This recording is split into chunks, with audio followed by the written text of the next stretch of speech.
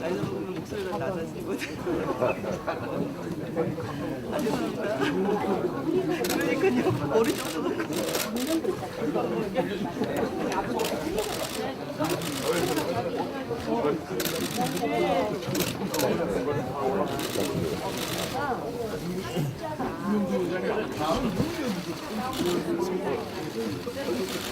보내주시기 바랍니다. 오늘 의원총회 사회를 보게 된 원내 부대표 김식승입니다. 반갑습니다. 감사합니다. 그럼 지금부터 더불어민주당 제132차 의원총회를 시작하도록 하겠습니다. 먼저 국기에 대한 경례가 있겠습니다. 모두 일어나 전면에 국기를 향해 서주시기 바랍니다. 국기에 대하여 경례! 자유롭고 정의로운 대한민국의 무궁한 영광을 위하여 충성을 다할 것을 굳게 다짐합니다.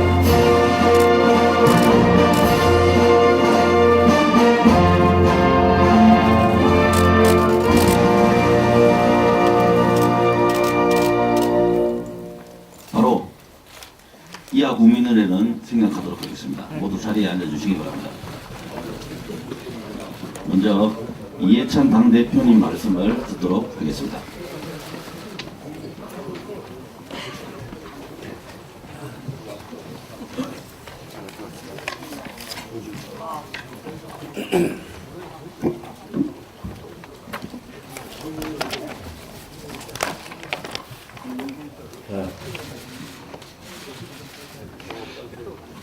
올해 마지막 의원총회가 되는 게 아닌가 싶습니다.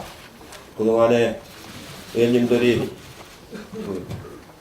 의정활동 하느라고 여러가지 고생 많이 하셨는데 올해를 잘 마무리하고 내년에는 보다 이제 활기찬 그런 의정활동을 할 수 있기를 기대를 하겠습니다. 지나고 나서 보면은 올해는 굉장히 중요하고 의미가 있었던 해입니다. 남북 정상회담이 3번이나 있었고 역사상 처음으로 북미 정상회담이 이루어졌습니다. 우리 분단사 70년 중에서 가장 획기적인 전환이 이루어진 아주 역사적인 의미가 있는 하나였다고 생각이 됩니다. 어제는 우리 의원님들하고 제가 판문역에서 열리는 남북 철도 도로 연결 착공식에 다녀왔습니다.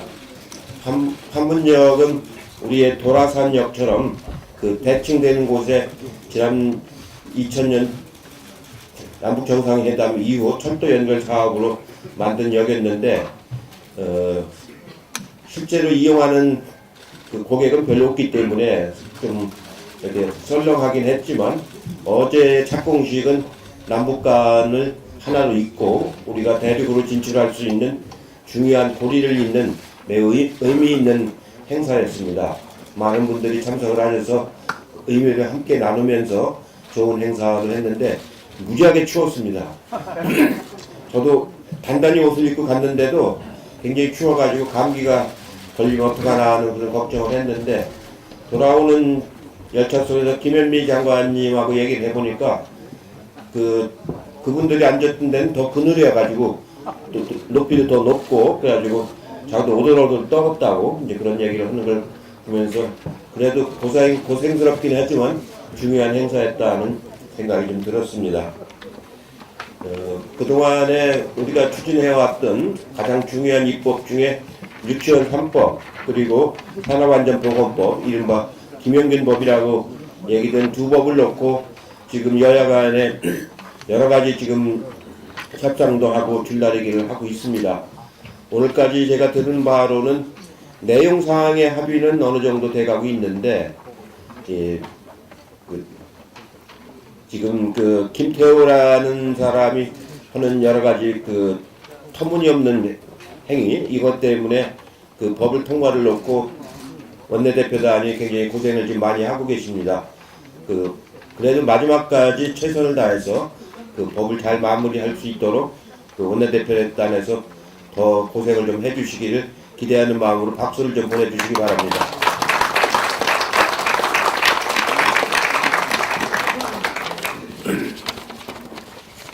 오늘 이 의원총회가 끝나고 나면은 그동안에 의원님들이 10팀으로 나눠서 청책 투어를 한 것을 이제 간략하게 보고들을 하시고 그걸 종합해서 내년도에 당과 정부의 활동 방향을 논의하는 그런 자리를 갖도록 하겠습니다.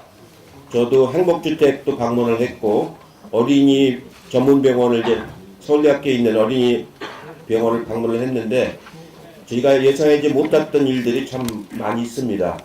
행복주택은 가보니까 한 가족이 살기에는 너무 작게 져가지고 9평 정도밖에 안 되니까 혼자 살기에는 그런 대로 그냥 쓸만한데 가족이 살기에는 어려워서 실제로 가정을 이룬 사람은 거의 없더라고요. 그래서 우리가 최저 주택 규모를 잘 지키는 것이 굉장히 중요하다. 1인당 최소한도 14.7평방미터 그 정도는 지켜야 되기 때문에 그거를 잘 지키지 않으면은 원래 취지가 잘 안 산다는 걸 많이 느낄 수가 있었습니다. 삶의 질이 어느 정도는 유지가 돼야 되기 때문에 앞으로 주택을 공급할 때 그런 점을 잘 감안해야 되겠다는 생각을 했고 어린이 병원은 가보니까 어른들보다 훨씬 어려워요. 아이들이 자기 증상을 정확하게 얘기를 못하고 또 원인을 알 수 없는 병들이 많아서 그런 경우는 부모님들이 의료보험이 안 되기 때문에 굉장히 어려워하는 그런 모습을 봤고 건강보험이 적용이 안 되는 경우가 많고 그래서 병원 측에서는 이런 경우는 정부가 재정으로 지원을 해줘야지 건강보험으로 판정하기 어려운 그런 경우들이 너무 많다는 그런 하소연을 많이 들었습니다. 특히 어린이들 같은 경우는 오래 걸립니다. 어른들보다도 한 번 병이 발생을 하면 그런 점들을 보건복지위원회에서 좀 더 현장을 좀 더 살펴보시고 내년도에는 개선할 수 있는 대책을 좀 만들어 주셨으면 좋겠다는 그런 생각을 했습니다. 내년은 3.1운동 100주년 그 다음에 임시정부 수립 100주년입니다. 3.1운동은 3.1혁명이라고 개념을 좀 용어를 바꿔야 된다는 얘기가 나올 정도로 3.1운동에 대한 재해석이 필요한 시점이고 그런 의미를 잘 새겨서 내년에 당에서도 3.1운동을 잘 살려서 그 정신을 살려서 촛불혁명으로 이어가는 그런 한 해가 되도록 당에서도 최선의 노력을 다하도록 준비를 하겠습니다. 고맙습니다. 네, 수고하셨습니다. 다음은 홍영표 원내대표님 말씀 듣겠습니다.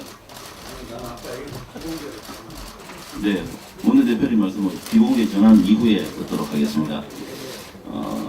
우선 공지사항 먼저 말씀드리겠습니다. 정기국회 100일의 기록 보고서가 발간되어 의원님들께 배부되었습니다.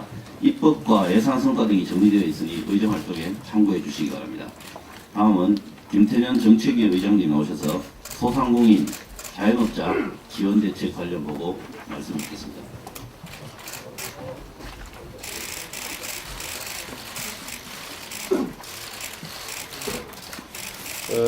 김태년입니다. 아무래도 이제 연말 연시에 의원님들 지역구 활동할 때 지역의 동네에 자영업 하시는 주민들이 많이 만나시게 될 거고 경기가 안 좋아서 여러 가지로 어려움이 많다 이런 말씀들을 많이 들으실 텐데요.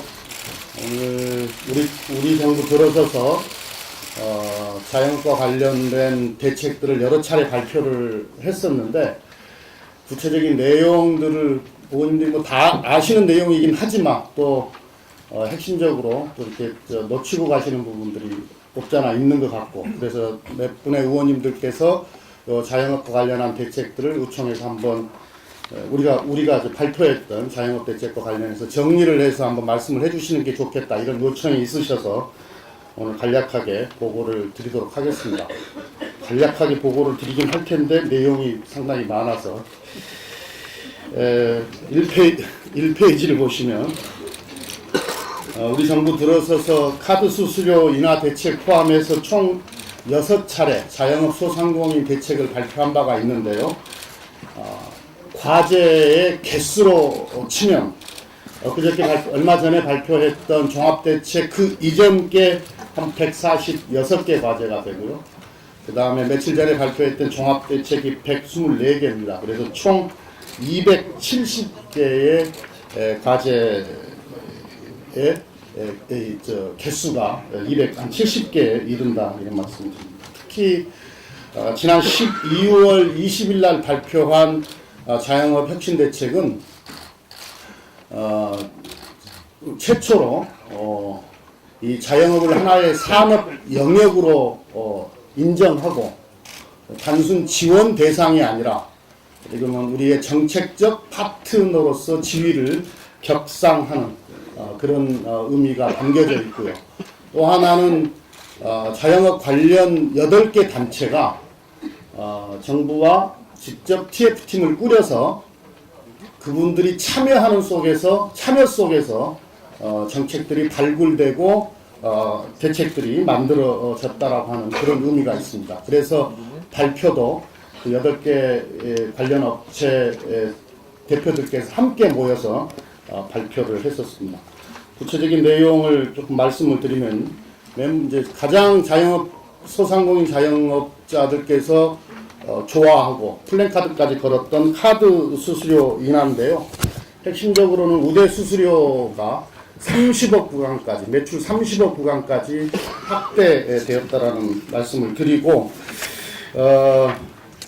또 최초로 그 동네에 가면은 대형 마켓이 있습니다. 이렇게 중대형 마켓이 있습니다. 그러니까 대형 유통점 말고 동네 구석구석에 있는 비교적 규모가 조금 큰 그 마켓들이 있지 않습니까? 거기는 박리담회를 하거든요. 그러니까 매출은 아주 큰데 이익은 작은 그런 구조를 갖고 있는데 그 마켓도 혜택을 볼 수 있도록 구간을 500억까지 확대를 해서 카드 수수료를 인하했다 이렇게 말씀드립니다. 이렇게 말씀드리면 이게 도대체 얼마나 혜택이 갔는지 잘 모르실 텐데요. 쉽게 이야기해서 매출 7억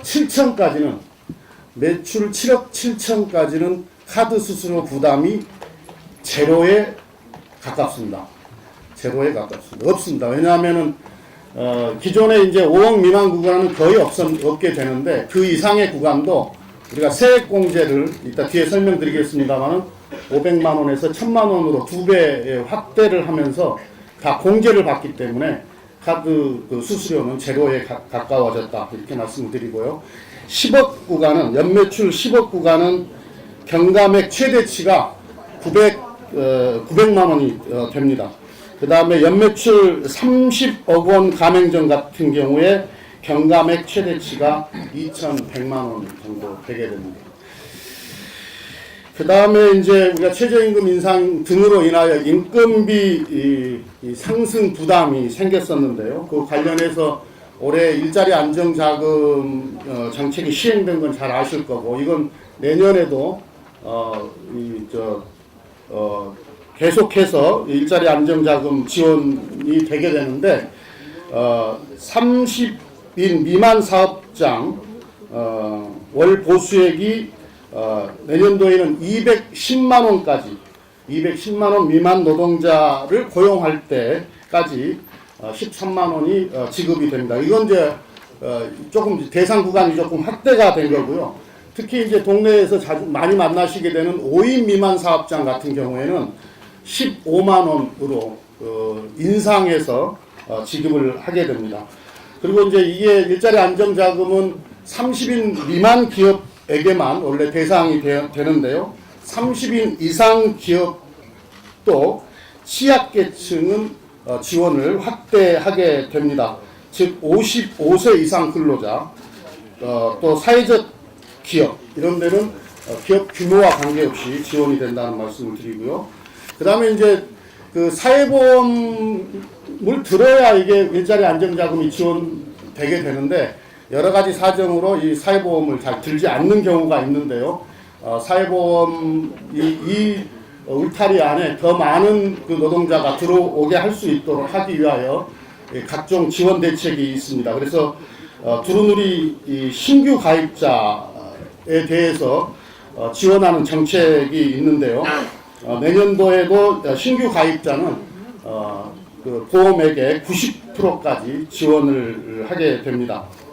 그 다음에 건강보험료도 50%까지 5인 미만 사업장은 50%까지 지원하는 정책이 내년에도 시행이 된다는 말씀드립니다. 그리고 EITC 근로장려금 요건도 완화가 됩니다. 아시다시피 지금까지 올해 한 1.2조 정도 이 EITC 지원 정책이 있었는데 내년에는 한 3.8조 수준으로 한 3배 이상 지금 우리가 확대해서 시행을 하지 않습니까? 많은 분들께서 이 일자리 이 근로장려금이 일반 기업에만 해당되는 줄 아는데요. 거의 한 3분의 1 정도는 자영업자에게 해당이 됩니다. 그래서 이 근로장려금 중에 1.7조 원 정도는, 3.8조 중에 1.7조 원 정도는 이 동네 자영업자에게 해당이 된다 이렇게 말씀을 드리고 소득 요건을 대폭 확대를 했는데요. 단독 가구일 경우에 지금까지 1,300만 원 이하에만 지원됐던 것을 2,000만 원까지 확대를 했고요.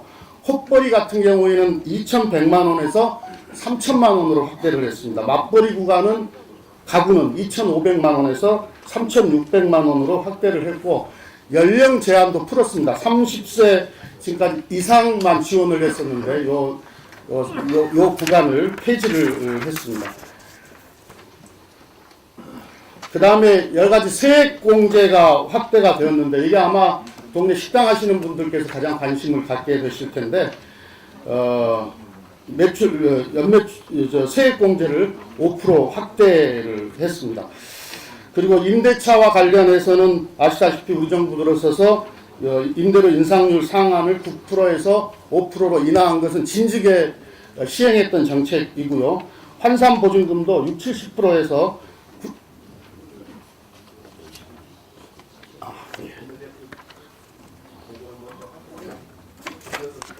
그렇게 할까요? 예. 그러면 환산보증금부터, 임대차 제도부터 조금 이따 다시 보고 드리도록 하겠습니다.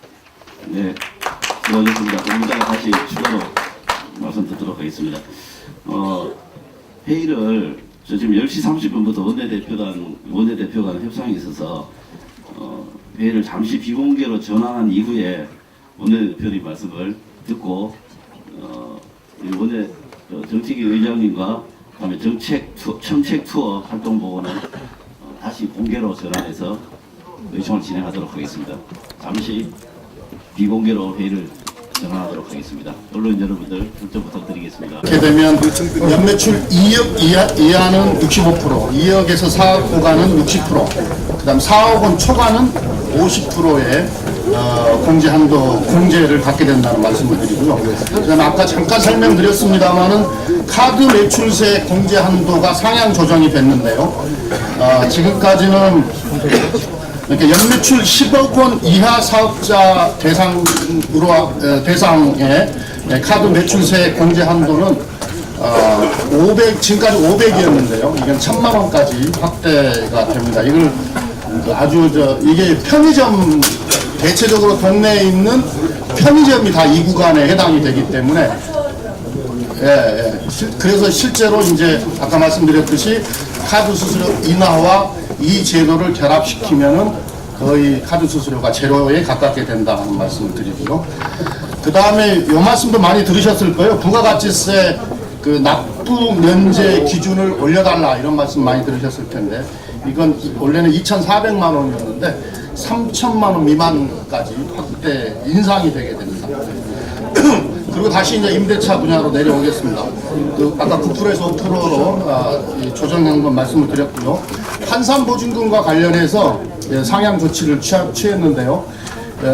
이 상가 임대차 보호 대상이 확대가 되는데 지역에 따라 조금씩 다릅니다만은 기존에 60-70% 정도 됐던 것을 거의 100%에 가까운 95%까지 확대를 하게 됩니다. 그런데 이것도 이 환산보증금도 2021년도까지 완전히 폐지하는 것으로 방향을 잡고 추진하도록 그렇게 하겠습니다.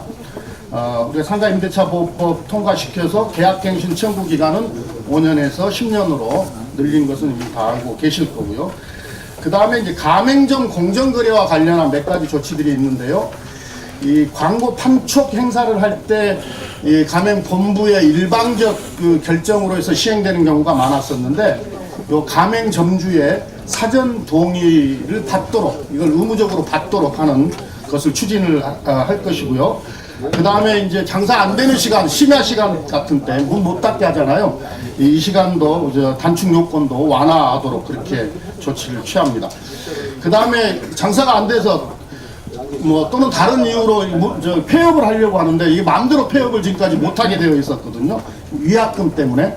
그런데 가맹점주에게 귀책사유가 없는 경우에는 이 위약금을 면제하는 것을 자율협약으로 추진하게 됩니다. 그 다음에 이 정책자금,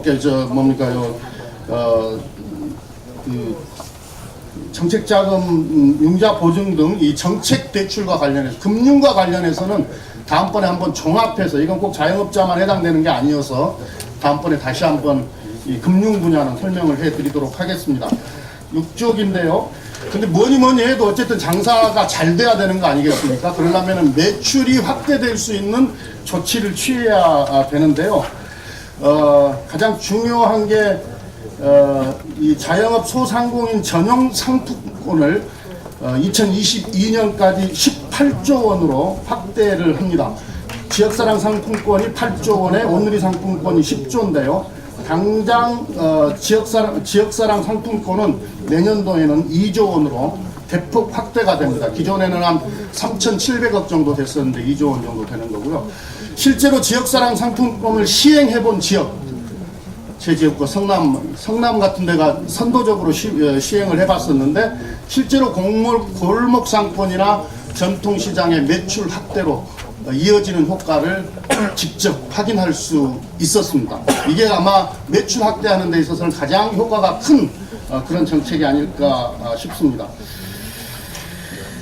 그리고 이제 그 다음 7페이지에 보면은 자영업 성장 혁신의 거점 조성인데요. 다른 우리가 외국 사례를 놓고 보더라도 이렇게 그 구도심에 복합 공간을 육성을 하게 되면 그게 거점이 되어서 그 지역 전체의 어떤 상권이 살아나는 예를 많이 볼 수가 있는데, 이걸 전국적으로 한 30곳 정도를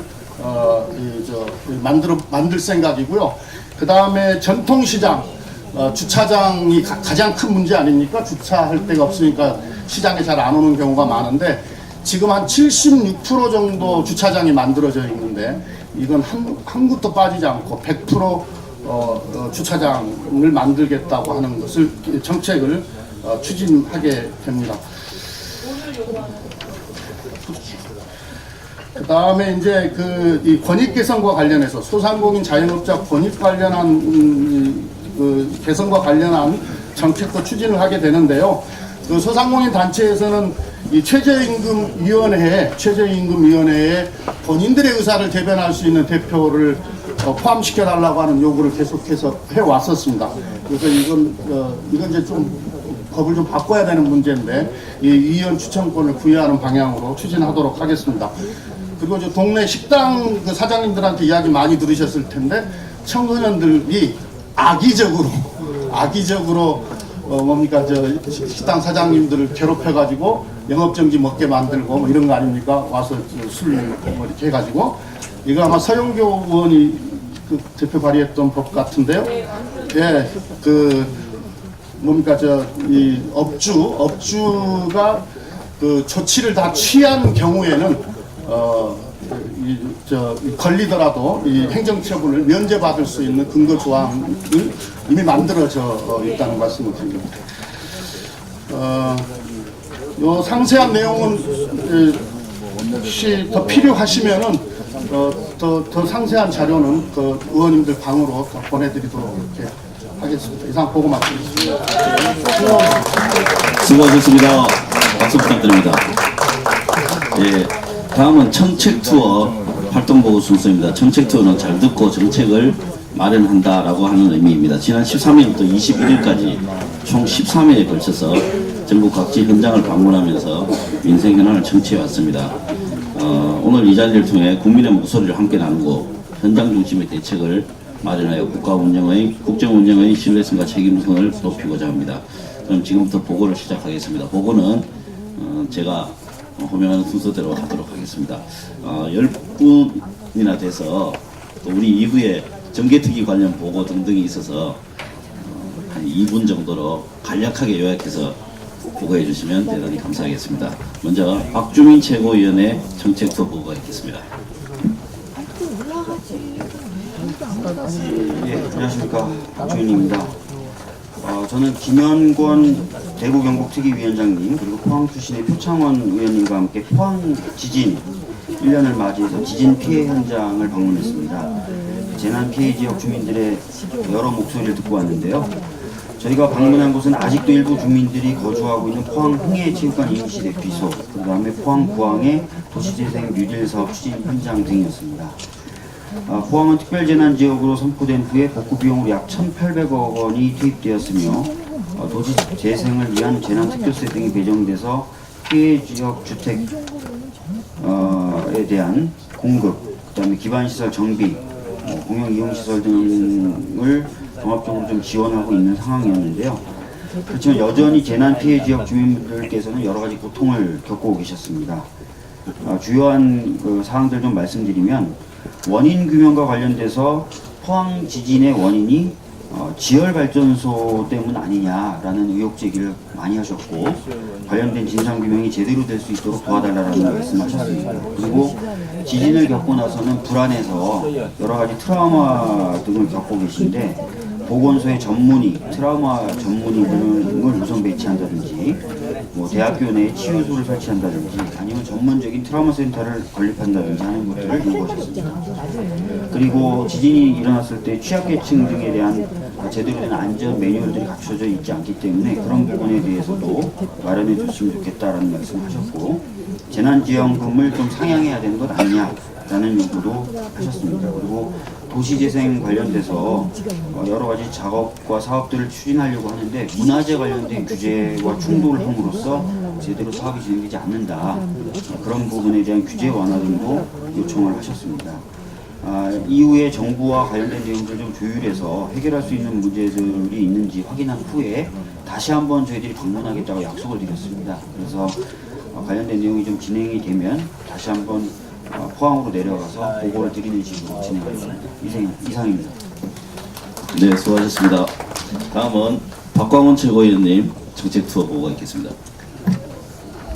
네, 안녕하세요. 박광원입니다. 페이지 8페이지입니다. 17일 저하고 이상래 의원님, 김진표 의원님, 윤일기 의원님, 강원식 의원님, 또 한국당의 송문표 의원님이 이렇게 함께 했고 충남도에서는 양승조 지사 등을 포함해서 도 관계자들 또 그 지역 자영업자, 대학생, 주민들 한 150분이 함께 이렇게 참여를 했는데 요구는 아주 간단합니다. 현재 충남도청이 이전에 있는 내포 신도시를 혁신도시로 조기에 지정을 해달라는 요구입니다. 이유는 현재 전국 17개 광역단체 가운데 혁신도시가 없는 유일한 곳이 충남입니다. 당초 세종시가 행정도시가 되면서 기대감이 있었습니다. 이제 특별자치시로 이렇게 바뀌면서 충청남도가 혁신도시가 없는 그런 광역단체가 됐다. 그래서 지역 균형 발전 차원에서 반드시 필요하다는 것. 또 하나는 그 그 지역, 충남 지역의 대학생들을 혁신도시로 지정이 될 경우 혁신도시 안에 있는 공공기관은 30%까지 채용을 하도록 하는 권고조항이 있는데 그런 게 없어서 충남 지역에 있는 대학생들이 취업에 애로를 겪고 있다는 이유도 있었습니다. 그리고 물론 내부 신도시에 이미 많이 입주해 있는 자영업자들도 좀 어려움 호소를 했고요. 이 사안은 문재인 대통령도 약속을 했었고 지난번에 아마 충청남도 예산정책협의회 때 예찬 대통령도 긍정적으로 검토하는 쪽으로 말씀을 하셔서 기대감이 굉장히 높아져 있었습니다 이미. 그런데 이것이 좀 이루어질 경우는 지역 내 정치적으로 좀 상대당에서 공격 소재로 활용할 여지가 있어 보였습니다. 그날 여러 주민들 얘기 듣다 보니까요. 그래서 후속 대책으로 저희들이 생각하는 것은 당론으로 이 내포 신도시를 혁신도시로 지정하는 것을 당론으로 채택을 해서 조속하게 지정하는 방향으로 가는 게 좋겠다. 현재 관련 법이 양승조 지사께서 의원 시절에 발의해 놓은 법이 있고 또 야당도 발의해 놓은 법이 있어서 이 법을 조속히 통과시키고 지정을 해서 이 충남 지역의 이 정말 수건 사업을 풀어주는 것이 필요하다 하는 것을 현장에서 확인하고 왔습니다. 감사합니다. 네, 수고하셨습니다. 다음은 서른 최고위원님의 정책 투어 보고가 있겠습니다.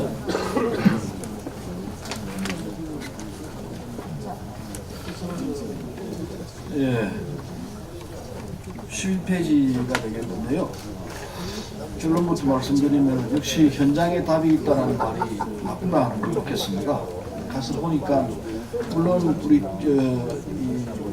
대표님을 모시고 한번 방문을 했었습니다. 구미를 방문을 했었는데 다시 가서도 여러 가지 우리가 챙겨야 할 사업이 많이 있다는 걸 느꼈고 가기를 잘했다는 생각을 하고 돌아오면서 느꼈습니다.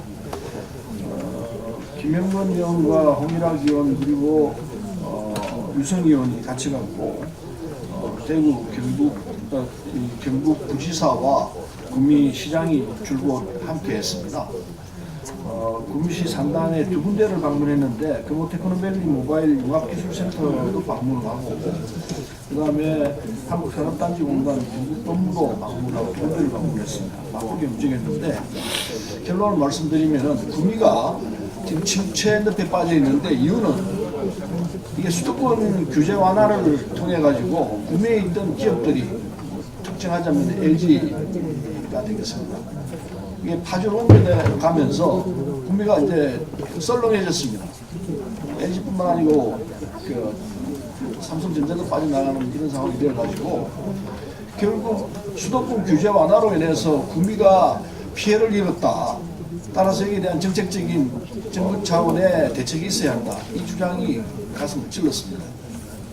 그래서 이걸 어떻게 할 것이냐 이러면 이제 결국은 정책 변화로 인해서 우리가 큰 타격을 입었구나 하는 걸 느끼고 이걸 도울 수 있는 방법이 뭔가 고민을 했습니다. 그리고 뭐 두 군데 방문하면서 내린 결론은 이게 규제 등등으로 인해서 사업을 하고 있는 사람들이 어려움이 많다. 이걸 해결할 수 있는 방법이 원스톱 시스템으로 모든 일을 처리할 수 있게 해주는 게 정부 차원에서 지방정부, 중앙정부 차원에서 해야 할 일이구나 이렇게 생각을 하고 경북 부지사와 구미시장이 있는 자리에서 합의를 하게 했습니다. 원스톱 시스템을 결성하기로 했다. 센터를 만든다.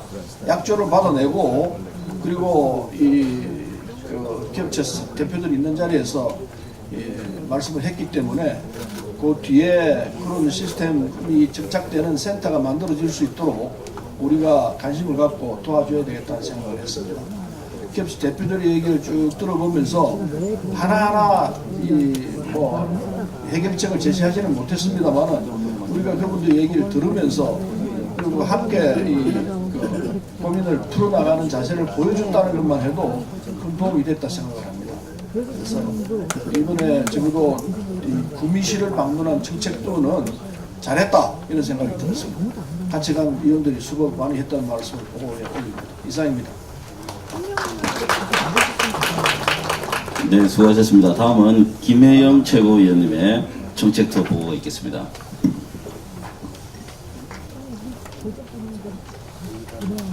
예, 김혜영입니다.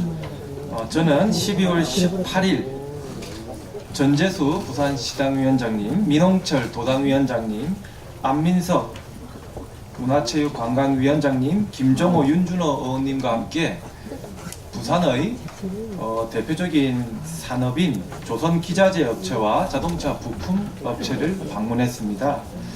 먼저 최근의 부산, 울산, 경남의 상황을 조금 말씀을 드리면요. 공개를 하고 있는 겁니까? 예, 공개를 하고 있네요. 예, 그럼 조금 이제 수정해서 말씀을 좀. 예, 먼저 이 우리 기업들이 사실은 굉장히 어려움을 많이 토로를 했는데요. 우리 기업 측의 요청을 있는 그대로 말씀을 드리겠습니다. 먼저 이 중소기업 하시는 분들이 외국인에 대한 최저임금 제외를 요청을 하셨습니다. 상당히 이거 어려운 부분인데요. ILO 협약과의 관계에서도 그렇고 또 우리나라의 또 노동자들의 임금의 연관성과도 굉장히 어려운 문제인데, 이분들 이제 기업하시는 분들 하시는 말씀이 이 외국인 근로자의 경우에 언어 소통 등의 문제로 실제로 생산성이 상당히 우리 자국민 노동자에 비해서 낮다고 합니다. 그런데 이 숙식을 또 대부분 제공을 해야 되기 때문에 이 비용 부담은 오히려 우리나라 근로자들보다도 높다고 합니다. 그래서 이런 부분들을 말씀을 하시면서 이런 외국인 근로자에 대한 최저임금 제외를 요청하셨고요. 또 한 가지 말씀을 많이 하신 부분이 노동시장 유연성 부분인데요. 이것도 사실 굉장히 어려운 부분이라고 생각은 하는데요. 그 의견을 그대로 전달을 드리면은, 그 조선기자재업체인 테크로스 같은 경우에는 선박 평형수 처리 장치를 만드는 업체인데요. 세계 1위의 기술력을 가지고 있는 기업입니다. 현재 선박 평형수 처리 장치의 경우에는 이 국제 협약으로 그 2019년 9월 이후에 일정 규모 이상의 선박은 의무적으로 설치를 해야 됩니다. 그래서 향후 5년간 국제적으로 매우 많은 주문 수요가 예상되고 또 세계 1위의 기술력을 확보하고 있는 기업이기 때문에 이런 회사의 주문 세도가 요청이 되는데요. 이 회사의 고민은 한 5년 정도면 이런 협약에 대한 다른 선박 평형수 이런 처리장치의 설치가 거의 완료가 된답니다. 그래서 5년간만 이렇게 주문이 많이 늘어나게 되는데요. 그러면 지금의 회사 인원으로서는 그 선박 평형수 장치를 만드는데 한계가 있고, 또 주문을 할 수 있다고 해서 많은 인원을 추가로 고용하면은 이 5년이 지났을 때 또 그 신규 인력에 대한 문제가 발생하기 때문에 굉장히 어렵다고 합니다. 그래서 이런 부분들을 이야기하면서 노동시장 유연화에 대해서 좀 검토해달라, 이런 기업 측의 요청이 있었습니다. 그리고 또 얘기를 한 것이 생산 설비의 현대화를 위해서 거치기간 연장이라든지 이자 상환 부담 완화와 같은 이런 금융 지원을 강화해 달라는 것인데요. 이런 생산 시설 현대화는 특히 또 중요한 부분이 우리 청년 일자리 문제와도 밀접하게 관련이 있다고 합니다. 우리 청년들이 중소기업에 취업을 조금 기피하는 이유가 대기업과 중소기업 간의 임금 격차도 있겠지만, 이런 공장 내의 기업 그 생산 설비의 노후화로 인해서 기피하는 경향도 상당히 많다고 합니다.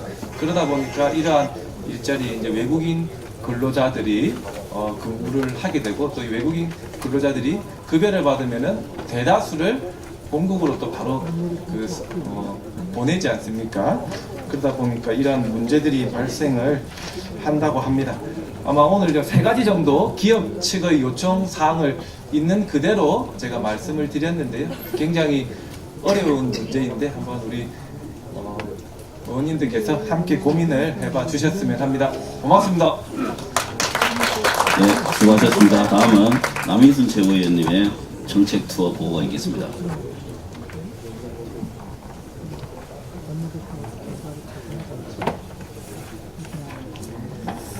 네, 남인순 최고위원입니다. 자료는 18쪽이고요. 저는 자영업 관련한 분야로서 그 망원 시장을 갔다 왔습니다.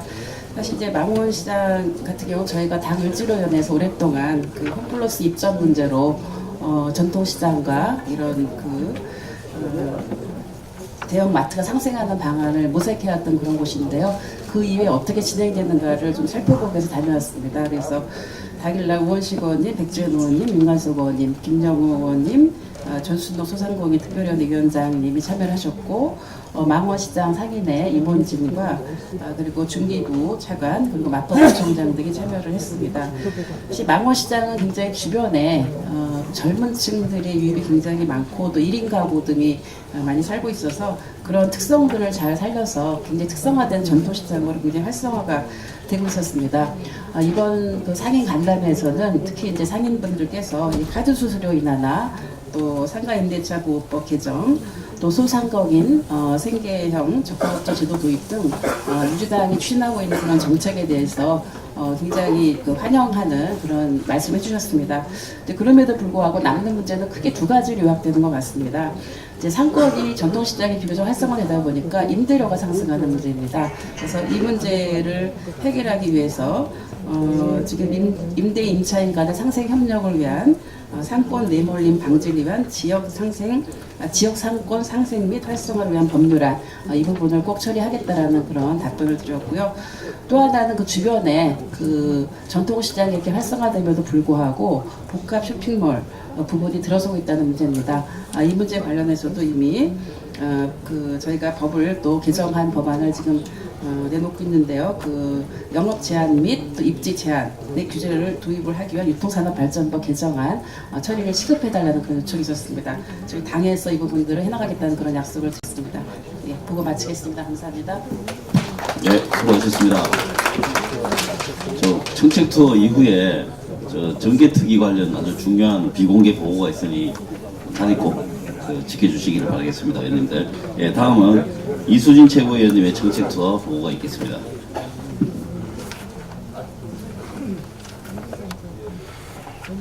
네, 안녕하세요. 이수진입니다.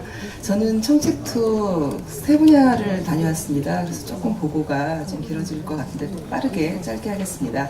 페이지 21페이지입니다. 저출산 분야입니다. 백희른 전국 여성위원장님, 노은혜 의원님, 유동수, 박찬대, 김영호 의원님 함께 하셨고요. 문옥진 서대문구청장 함께 마포에는 미혼모 가족 지원시설 아름들과 서대문구에 소재하고 있는 공동육아나눔터 초등 돌봄시설을 갔습니다. 미혼모 가족 지원시설은 3세 미만의 영유아를 양육하는 미혼모랑 그 자녀가 공동으로 생활하는 시설입니다. 거기서 이제 자립 지원을 위해서 직업 교육이라든지 또 부모로서의 교육, 심리 지원들을 하고 있습니다. 양육 지원이 함께 이루어지고 있고요. 초등 돌봄 시설은 맞벌이 가정, 이 서대문구에 생긴 이 공동육아 나눔터는 민관 협력 1호입니다. 그래서 그 신한금융그룹에서 시설 지원을 하고 아파트에 공동 그 공간을 아파트에서 내줘서 거기에 이제 방과 후에 저학년 아이들이 모여서 생활할 수 있도록 지원하는 운영하는 곳인데 2군데 다 만족도가 매우 높았습니다. 우리 예산이 이렇게 잘 지원돼서 미혼 모자 시설이라든지 맞벌이 부모들이 아이를 방과 후에 어디 보낼 데가 없어서 굉장히 고민을 많이 했는데 그런 것들에 대한 지원의 만족도 높았고 다만 미혼모 시설에 대해서 몇 가지 현장의 목소리가 있었습니다. 기본 생활지원형이랑 공동생활지원형 2군데로 나눠져 있다 보니 미혼모자가 옮겨야 되는, 이동을 해야 되는 어려움이 있는데 이게 좀 서비스 중복이 될 수도 있고 좀 불안정성이 있어서 좀 통합적으로 이렇게 운영이 되면 좋겠다라는 것과 그리고 최저 기본급이 인상되면서 그 저소득 한부모 자격 기준인 소득 인정액 중위소득이 현재 148만 원인데 취업을 해서 148만 원 이상을 받게 되면 임대주택 자격 박탈이라든지 여러 가지 불이익이 좀 있습니다. 그래서 조금 더 소득을 좀 중위소득 구간을 좀 올려주셔야 되지 않겠나. 그리고 양육비를 아빠로부터 받아야 되는데 대부분이 잘 지급을 안 한답니다. 그래서 양육비 이행률 제고를 위한 법적인 제재가 좀 필요하다 이런 얘기들이 있었고 후속 대책은 한번 읽어보시면 될 것 같습니다. 그리고 공동육아 나눔터는 현재 142개, 2017년부터 시작해서 지금 276개로 전국적으로 이 육아 나눔터가 운영되고 있는데 아무래도 저희 나라 어린이집이 4만 개 정도 되거든요. 그 정도 숫자까지는 좀 확대돼야 그래야지 그 맞벌이 가족들이라든지 그 외에도 부모들이 그 초등유아 그 방과 후 이후에 아이들에 대한 어떤 그 육아 문제가 좀 해결이 되지 않겠나 싶습니다. 24페이지 노동입니다. 남부고용센터에 신경민, 박홍근, 김영호 의원님 함께 해주셨습니다. 박해철 노동위원장 같이 갔고요. 거기서 취업성공 패키지 참여자들과 청년 내일채용 공제, 청년 추가 고용 장려금, 참여 기업이라든지 수혜자들과 함께 면담을 했습니다. 고용센터에서 굉장히 다방면으로 다양한 활동들을 하고 있는 걸 봤고요. 다만 고용센터 직원들이 상당히 좀 여전히 좀 부족하다. 그래서 고용센터 인력 지원에 대한 요구가 좀 있었습니다. 그리고 기업주라든지 청년들 양쪽 다 만족하는 프로그램이었습니다. 청년들 같은 경우는 정부에서 지원해주는 연 900만 원, 그래서 그 3천만 원까지도 2년, 3년 계속 그 직장을 다니면은 보장을 받을 수 있었고, 그리고 또 사업주들도 이직률이 좀 떨어지면서 청년들을 또 더 많이 이렇게 고용하고 안정적으로 좀 그 운영할 수 있다라는 그 만족도가 매우 높은 말씀들 해주셨고, 다만 조금 그 어렵다 신청할 때 서류 작성이나 이럴 때 좀 쉬운 말로 알기 쉽게, 그리고 이런 좋은 제도가 좀 많이 홍보가 돼서 다양하게 이용했으면 좋겠다 이런 얘기들 해주셨습니다. 페이지 26페이지입니다. 아동 의료 부분입니다. 이해찬 당대표님을 모시고 윤일기 의원님과 함께 서울대병원 어린이병원을 방문했습니다. 공공의료기관에 거의 같은 문제들입니다. 좀 더 시설이라든지 인력과 관련된 지원이 필요한데, 특별히 그 전공의 수련 환경 개선 및 지위 향상을 위한 법률로 인해서 전공의법 80시간 근무하는 건 아마 잘 알고 계실 겁니다. 그러다 보니까 수련 시간이 매우 짧게 됩니다. 다양한 케이스를 접해야 되는 병원 현장에서는 아무래도 수련이라든지 간호사들이 좀 더 그 시뮬레이션 센터라도 만들어서 거기서 좀 더 그 수련 시간이 부족한 것들을 좀 공부하고 좀 역할을 좀 모의실습 같은 걸 해야 될 필요가 있겠다 이런 요청이 있으셨고요. 또 대표님께서 그날 발언해 주신 요지를 보면은 어린이병원이 사실은 착한 적자를 냅니다. 어린이병원이 전국적으로 많지 않습니다. 그러나 어린이병원 설치한 병원들은 적자를 감수하고 하는데, 그렇다면 수가도 필요하겠지만 그것보다도 직접적인 예산 지원의 방식을 찾아가야겠다 말씀을 하셨고요. 또 현재 문재인 케어가 국민들한테 굉장히 환영받고 있는데, 그 문재인 케어가 그 병원비 걱정 없는 의료비 의료 시스템 구축을 위해서 여전히 진료 그 본인 부담률, 특히 어린이들의 진료 본인 부담률 낮추는 거는 계속해서 확대를 좀 해야겠다. 그리고 28페이지 후속 대책을 보시면은 지금 하고 있는 여러 가지 정책들이 나와 있습니다. 그래서 중증 어린이 전문 진료센터 지정 및 지방 거점병원 확대 지정은 좀 더 확대해야 될 저희들의 숙제인 것 같고요. 그 밑에 2019년 1월서부터 영유아라든지 기타 어린이들에 대한 여러 가지 건강보험 보장성 강화된 확대된 내용들이 나와 있습니다. 한번 읽어보시면 될 것 같습니다. 이상입니다. 네, 수고하셨습니다. 다음은 윤호중 사무총장님의 정책 투어 보고가 있겠습니다.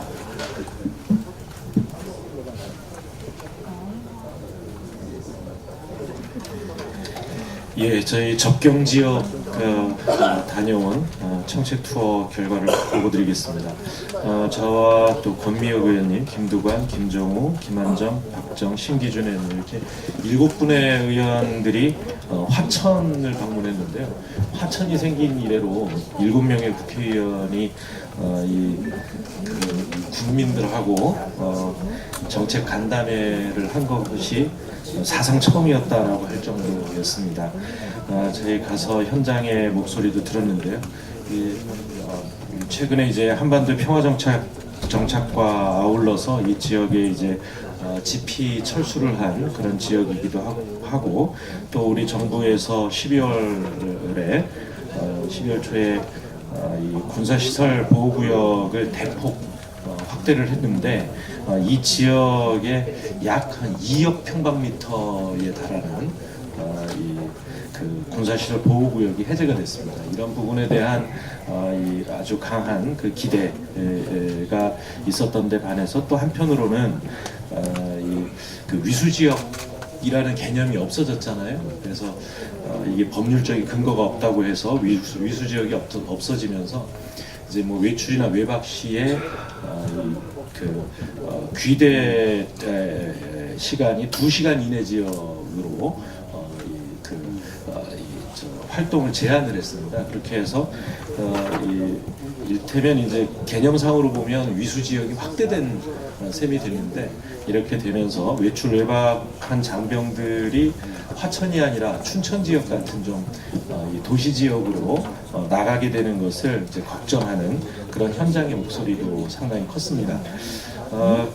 그 다음에 그 아울러서 이제 평화가 정착이 되게 되면 혹시 그 화천 같은 경우에 국민 인구가 2만 5천인데 병력이 3만입니다. 3개사단 3만 명이 주둔을 하고 있어서 혹시 병력이 줄어드는 거 아니냐 이런 그 우려, 다양한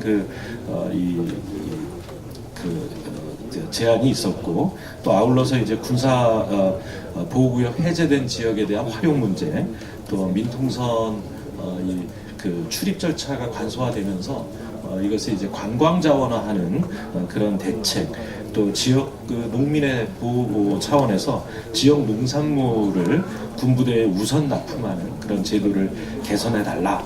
또 더 나아가서 이 통일경제특구라든가 평화특구법 이런 것들을 통해서 지역의 발전을 해 나갈 수 있고 또 지역 경제 활성화를 이뤄낼 수 있는 제도적인 그 뒷받침을 해달라라고 하는 그런 요구들이 아주 뭐 보물 터진 듯 있었습니다.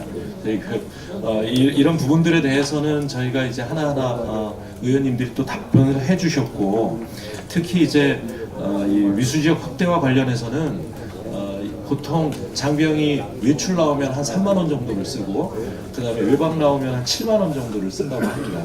그러니까 이 3만 명이 한번 돌아가면서 다 외출을 한번 하면 그 지역에 실제로 한 10억 정도의 이 매출이 올라가는 겁니다. 그래서 저 주말 외박은 2km 방향까지 가지만 이 일과 후 외출 제도가 시범 실시가 되고 있는데 이런 제도 같은 경우에는 매우 이 지역 경제에 도움이 되는 것으로 이렇게 조사가 돼서 이 일과 후 외출 제도를 본격적으로 시행할 필요가 있겠다라고 하는 판단을 했고요. 그런 것과 아울러서 요즘 이제 우리가 병영에 투자를 많이 하다 보니까 병영 시설이 굉장히 좋아졌습니다. 그러니까 외출 기회를 줘도 이를테면 그 민간 지역으로 나가서 뭐 숙박 시설이라든가 아니면 위락 시설이라든가 이런 것들이 이 병영 시설보다 수준이 떨어져서 이 외출 기회를 줘도 안 나가는 이 병사들이 있다. 그래서 이 접경 지역, 군 주둔 지역의 자영업 지원을 적극적으로 해야 되겠다. 그래서 이게 자영업의 시설 수준을 병영보다 좀 높게 이렇게 만드는데 정부의 노력이 필요하겠다라고 하는 그런 판단을 가지고 돌아왔습니다. 한 가지 좀 말씀드릴 점은 저희가 그 집피 철수 지역을 방문하면서 그때 철수하면서 나온 철조망을 한 7cm 정도 액자에 넣어서 사진을 받았는데 그게 아마 철수 지역에서 나온 폐기물을 일단 보존하라는 지침이 있었던 거를 모르고 저희한테 줬다고 합니다. 저희도 모르고 받았는데 그래서 그걸 알게 되고 즉시 해당 군부대에 반납 조치했다는 보고 말씀드립니다. 감사합니다. 네, 수고하셨습니다. 다음은 김태년 정책위원장님의 간단한 정책 투어 보고가 있겠습니다. 예, 제가 맡은 분야는 장애인 복지인데요. 전현희 의원님, 맹성규 의원님, 그리고 문상필 전국 장애인위원회 위원장님과 함께 중앙발달장애인지원센터를 방문해서 거기 직원 그리고 발달장애인 가족과 간담회를 했습니다. 아시다시피 2015년도에 발달장애인 권리보장법이 본격적으로 시행이 되었고요. 올해 2018년도에 발달장애인 평생 케어 종합대책이 발표가 됐고 이 정책이 내년부터 본격적으로 시행이 됩니다. 그래서 올해 내년도 예산에 발달장애인과 관련한 예산이 총 427억이 편성이 되어 있는데요. 원래 정부 원안에는 한 346억 정도 되어 있던 것을 국회에서 우리가 정책 예산으로 80억 정도를 증액해서 편성을 한 바가 있습니다. 건의사항은 현장 목소리는 크게 보면은 세 가지입니다. 뭐니 해도 발달장애인 일자리를 확대해달라고 하는 것 하고요. 그 다음에 발달장애인에 대한 인식을 개선할 수 있도록 국민들이 인식을 개선할 수 있는 여러 가지 사업들이 필요하다라고 하는 의견. 그리고 여러 가지 발달장애인과 관련한 여러 가지 정책들이 시행이 되고 또 프로그램들이 증가가 되기 때문에 관련한 어떤 뭐 기획하고 전달하고 지원하는 체계가 더 이렇게 조직과 인력이 더 늘어나고 정비돼야 된다라고 하는 요구들이 있으셨습니다. 당연히 이에 맞는 후속 대책이 필요할 것 같은데요. 전 부처 발달장애인 지원 정책을 부처별로 이렇게 지금 나누어져 있는 게 있거든요. 보건복지부, 교육부, 고용노동부 이렇게 되어 있는데 이게 유기적으로 작동할 수 있는 체계를 갖추는 게 필요할 것 같습니다. 그 다음에 이 발달장애인들에 대한 서비스를 제공을 하고 있는데 이 대인 서비스의 속성상 제공자에 대한 처우, 그러니까 그 돌봄을 하는 이 제공자에 대한 처우가 발달 장애인들에 대한 서비스의 질로 직결되기 때문에 처우 개선이 좀 필요한데요. 이걸 개선하는 어떤 예산을 확보하는 게 시급할 것 같습니다. 그리고 인식 개선 사업을 위한 다양한 사업들이 지금 현재 진행은 되고 있습니다만은 이게 실효적으로 확대될 수 있도록 정비하고 예산 확보하는 게 좀 필요하겠다는 판단을 하게 됐고 관련된 현장의 목소리는 바로 정책과 예산으로 반영될 수 있도록 후속 조치를 차질 없이 추진하도록 하겠습니다. 감사합니다. 네, 수고하셨습니다. 다음은 김성환 당대표 비서실장의 정책 투어 보고가 있겠습니다. 이제 두 분 남았습니다. 조금만 기다려 주시기 바랍니다. 네, 36쪽입니다. 대표님께서 말씀이 있으셔서 간략하게 보고 드리겠습니다. 13일 날 강동구에 있는 행복주택 단지를 방문했는데요. 행복주택이 아시겠지만 90%가 청년하고 신혼부부가 살고 10%는 고령자가 사는 새로운 임대주택입니다. 대체로 그 임대주택에 거주하는 사람들의 만족도는 높았습니다. 다만 이게 그린벨트를 해제하고 지은 거다 보니까 청년들의 직장하고 주거가 좀 멀어서 그런 게 좀 문제이긴 했고요.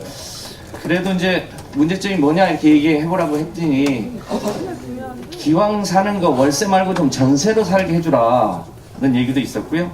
이 행복주택은 6년간 살 수 있는데 6년 후에는 어쩌란 말이냐, 대책 없다는 얘기도 좀 있었고, 마침 이 행복주택을 서울시가 최근에 청신호라는 이름으로 청년 신혼부부 주택이라는 이름으로 이름을 좀 바꿨나 봐요.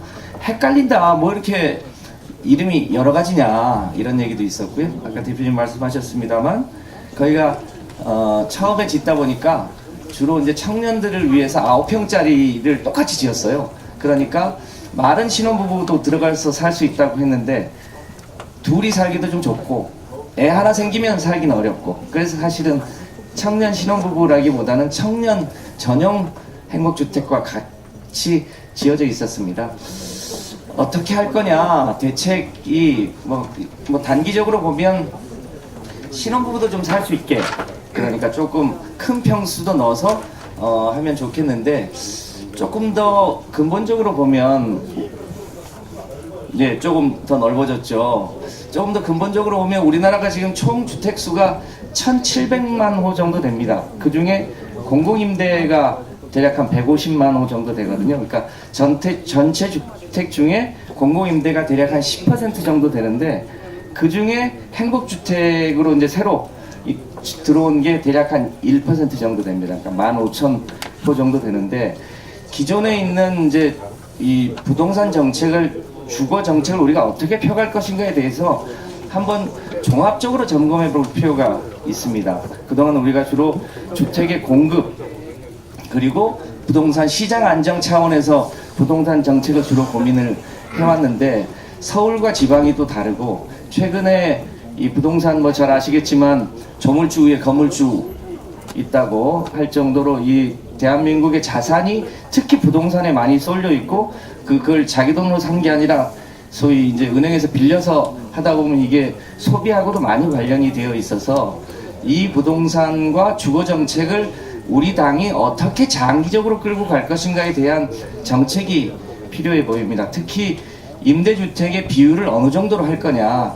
아시다시피 이제 30년 전에 되게 저희가 저소득과 장애인 위주의 이 공급 정책을, 임대주택 정책을 펴왔는데, 최근에 이제 신혼부부와 청년들을 위한 임대주택을 공급한다고 하면 어느 정도 비율로 공급할 거냐, 어떤 평형으로 공급할 거냐, 이것이 자산에 미치는 영향은 어느 정도 이게 적정하냐에 대한 종합적인 검토가 차제에 필요하지 않나 이렇게 생각을 하고요. 뭐 국토위에서 잘 하고 계시겠지만, 당 차원에서 예를 들면 주거대책 특별위원회 같은 걸 만들어서 종합적이고 장기적인 계획을 검토해 볼 필요가 있겠다 이렇게 생각을 합니다. 이상 보고 마치겠습니다.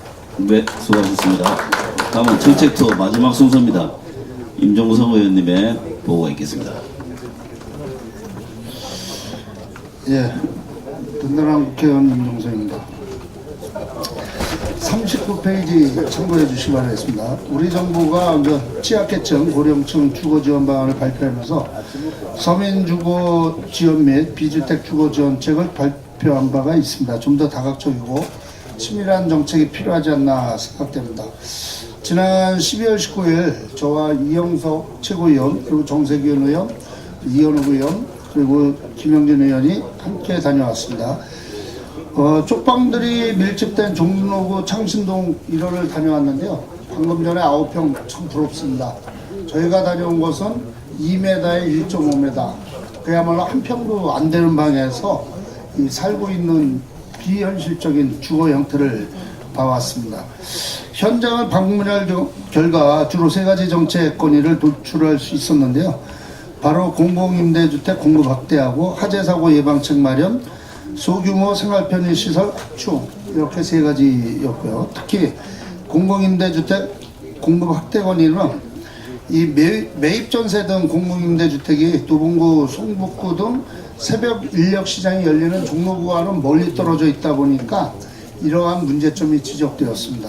또 이 5대 쪽방 밀집 지역인 종로, 중구, 용산, 영등포구, 그리고 동대문구의 매입 임대주택이 충분히 지원될 수 있도록 매입 임대 지원 단가를 상향 조정할 필요가 있다, 이렇게 확인했고요. 또한 종로구 쪽방 거주민이 이전할 수 있도록 인근 국유지가 있습니다.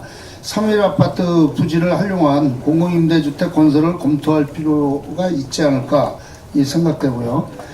그리고 이제 쪽방촌의 주요 화재 사고 원인이 전기 온열 기구 문제를 해결하기 위해서 이에 대한 안전 점검을 좀 체계적으로 진행할 방안을 마련할 필요가 있다는 점을 확인하였습니다. 그리고 마지막으로는 이 각 쪽방별로 샤워실이나 화장실, 세탁실들이 없습니다. 그러다 보니까 기본적인 편의시설이 없기 때문에 이 소규모 생활 편의시설을 확충할 수 있는 방안을 검토해야 한다고 생각됩니다. 그리고 이제 일례로 이제 돈이동 쪽방촌이 이 도시재생 사업을 통해서 쪽방 거주민을 위한 주민 공동이용 시설을 설치한 사례가 있습니다. 그렇기 때문에 충분히 해결할 수 있다고 생각됩니다. 또 이 외에도 필요한 정책들을 점검하고 보완하여서 서민주거 정책의 핵심 분야 중 하나인 비주택 지원 정책을 확대해 나가도록 하겠습니다. 그리고 먼저 쪽방촌 문제 해결은 사실 돈의 문제가 아니라 의지의 문제라고 생각합니다. 그걸 충분히 해결할 수 있다고 생각하고요. 서민과 중산층에게 든든한 정당이라고 우리가 이 더불어민주당이 표방하고 있지만은 실질적으로 쪽방촌 문제 해결을 위한 서민주거 TF를 해결해서 이번에 갔다 온 게 중요한 게 아니라 실질적으로 해결할 수 있는 TF팀을 구성해서 이 더불어민주당 정부에서 문재인 정부에서 이 쪽방촌 문제만큼 꼭 해결하겠다는 의지를 가졌으면 좋지 않을까 생각합니다. 이상입니다. 네, 수고하셨습니다. 호남 지역은 서면으로 대체하도록 하겠습니다. 마지막으로 이해찬 대표님의 종합평가 겸 말씀 있겠습니다. 이후에 회의를 비공개로 전환해서 정개특위 선거제도 관련 보고를 이어가도록 하겠습니다. 예, 정책도한 내용을 간략하게 보고를 하셨는데 저도 이렇게 들어보니까 그 세상살이를 꽤 했다고 생각했는데 아직도 모르는 데가 참 많구나 하는 그런 생각이 많이 들었습니다.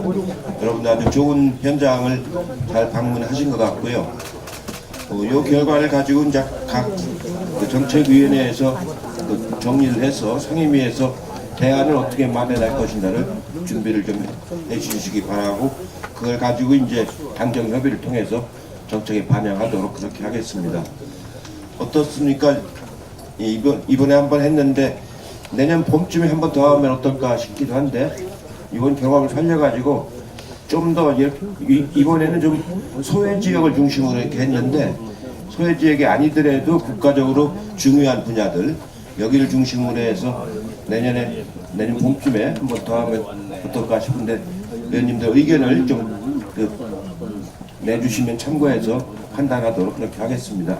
참고적으로 오늘 우리 의원님들 같이 한번 회식을 한 번도 할 기회가 없었는데 마음 먹고 오늘 점심을 같이 먹기로 이제 작정을 했습니다. 안 나오시는 분들은 벌금 3만 원씩을 내시도록 하고 나오시는 분들은 아주 오찬을 잘 제공하도록 그렇게 하겠습니다. 예.